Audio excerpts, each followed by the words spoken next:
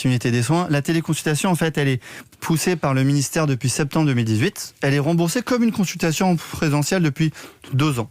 Mais elle n'avait pas décollé dans les 18 premiers mois. Or, au moment du confinement, il y a eu une généralisation de la téléconsultation. 10 fois plus de professionnels de santé l'utilisent, 10 fois plus de patients l'utilisent. Résultat, les patients ont compris que c'était simple et que ça fonctionnait. Les praticiens ont compris que c'était simple et que ça fonctionnait.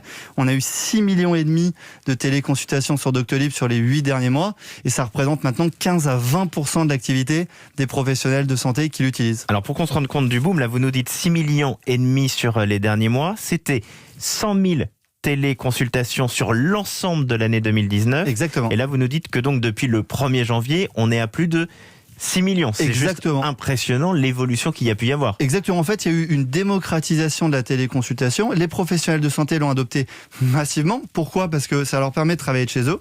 Ça leur permet de continuer à suivre leurs patients, notamment les malades chroniques. Ça leur permet aussi d'être rémunérés pour l'ensemble de leurs actes. Et puis les patients, ils ont compris que c'était simple. Je reste chez moi, je vais sur Doctolib, je prends un rendez-vous. Au lieu de le prendre en présentiel, je le fais en téléconsultation.